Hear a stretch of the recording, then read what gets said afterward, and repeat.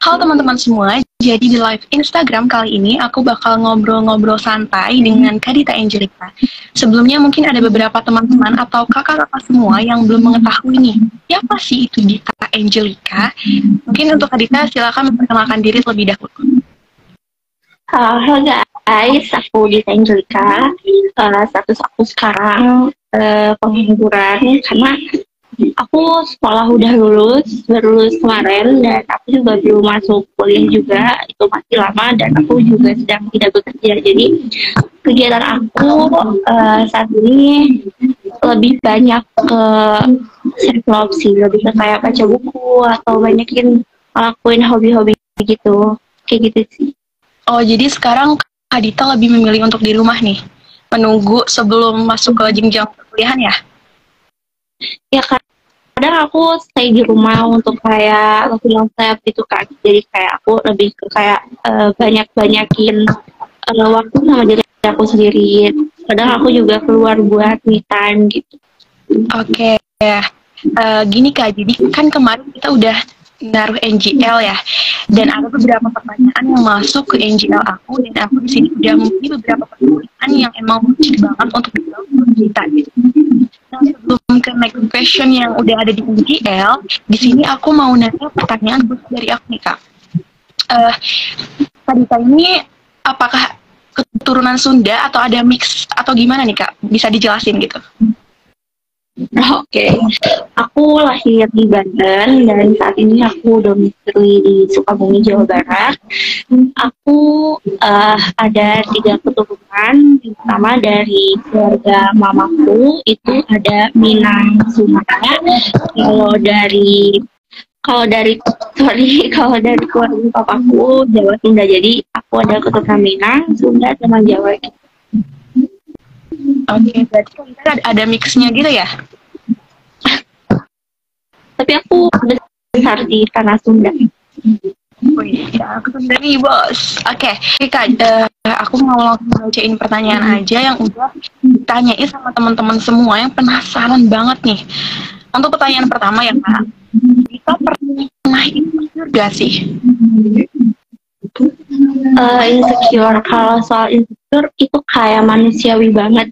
Pasti kayak semua orang pernah melewati tahap atau sedang merasakan insecure itu sendiri kan ya. Jelas kalau ditanya aku pernah mengalami insecure, ya aku pernah, karena aku manusia normal. Jadi waktu itu aslinya aku udah jarang insecure tuh waktu masuk SMP gitu. Jadi aku lebih banyak insecure tuh pas SD gitu, karena badan aku gemuk banget. Jadi aku kayak suka kayak masuk ke bullying, sebetulnya itu yang buat aku insecure. Tapi semenjak SMP, insecure aku bukan soal fisik, soal muka tuh enggak. Aku sama sekali nggak pernah mempermasalahkan itu. Aku lebih kayak insecure sama kok orang bisa sih mencapai ini di usia ini tapi aku enggak gitu. Jadi aku lebih ke kayak prestasi gitu sih insecure-nya, enggak soal yang lain gitu. Ya bener banget. Karena kalau untuk itu kan bisa kita rubah gitu ya. Tapi kalau untuk kayak ngeliat seseorang yang benar-benar berprestasi tuh yang wah banget, dan itu iri yang positif gitu. Yang memang harus, gak apa-apa iri wajar. Ya kan, betul banget. Oke Kak, untuk pertanyaan ketiga nih. Kenapa lama banget untuk balas pesan katanya? Dari siapa nih Kak? Kira-kira siapa nih? Mungkin ada chat Kadita dan belum balas gitu.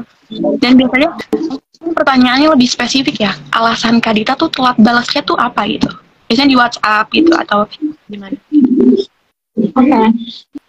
Aku nih aku bilangnya penyakit ya. Sebenarnya kayak kan suka ada di bar notification kayak chatnya masuk gitu kan. Notifikasi chatnya tuh masuk. Aku tuh ngomong sendiri seolah-olah emang aku udah jawab.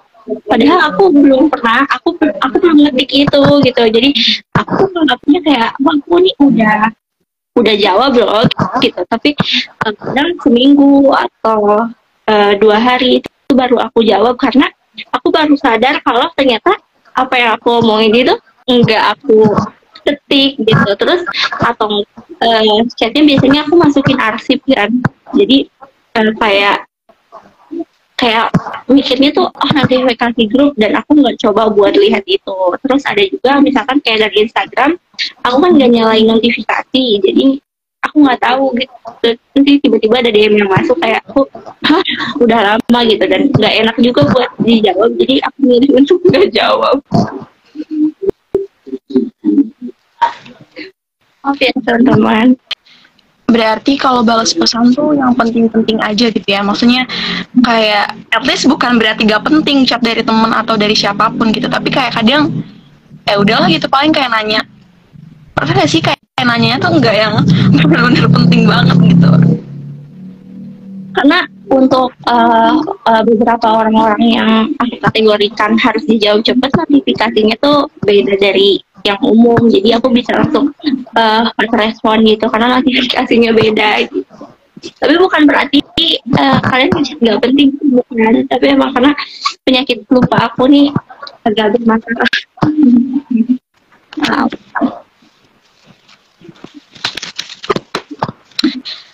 Oke Kak. Terus siapa sih yang lagi Kadita taksir gitu? Mungkin itu ada aku yang tahu gitu. Inisialkah atau kayak julukan, atau biasanya Kadita suka apa gitu, kode-kode gitu. Biasanya kan ada tuh. Tapi gak tahu untuk Kadita nih. Ini privacy banget guys. Tapi oke, aku kasih clue. Kalau naksir jelas ada, karena aku manusia normal. Aku ada naksir cowok, dan ya sekarang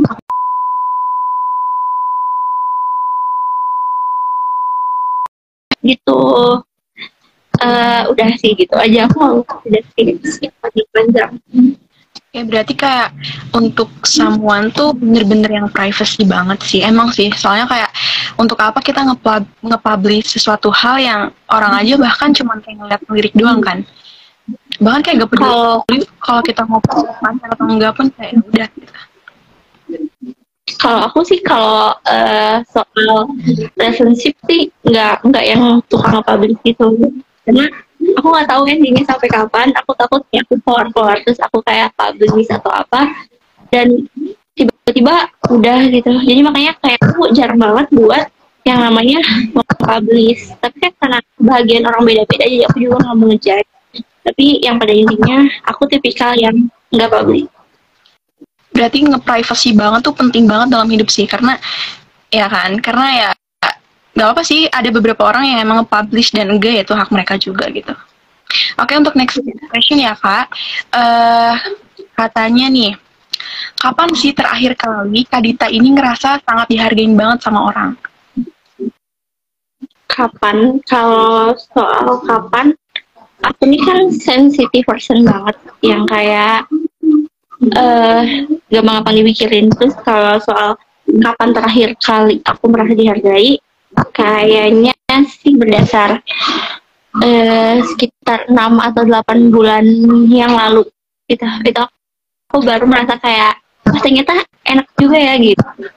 Itu sih. Oke Kak, aku mau nanya nih, kata dihargai bagi Kadita tuh apa sih? Kayak dihargain dalam hal apa gitu? Misalkan yang lebih, apakah kita dihargain dalam sesuatu,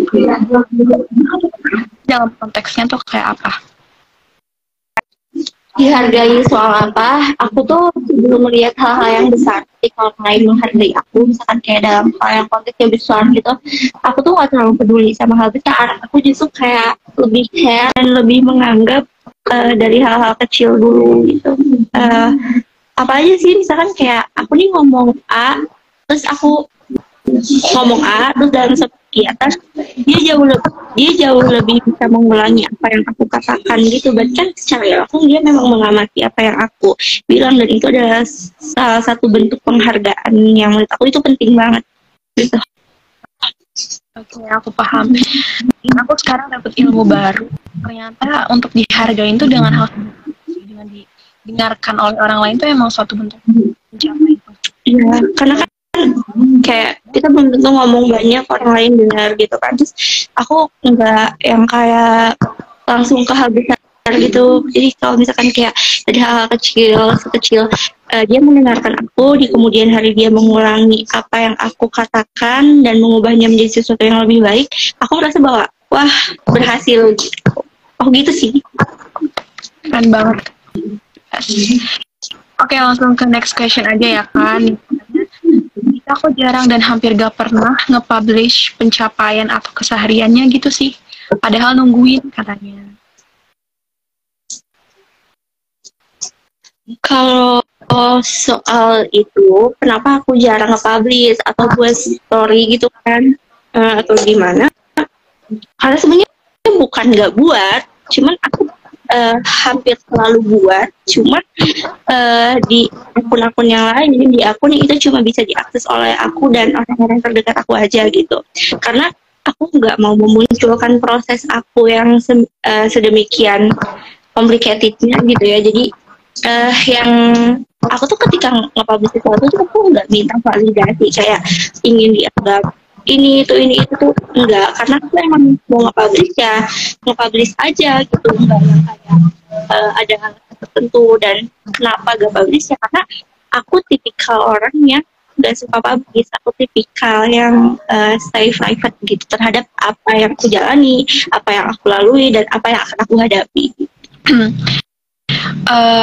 Kalau Kak Dita mungkin ada gak sih titik di mana yang pengen banget gitu kayak dilihat orang gitu ya, dan itu tuh bener-bener yang memaksa Kak Dita yang biasanya nggak pernah nge-publish tiba-tiba nge-publish tuh, itu gimana? Karena kan setiap orang juga mempunyai motivasi atau dukungan tuh bukan dari diri sendiri kan, kayak dari orang lain. Kalau aku sih nggak pernah ada di titik yang kayak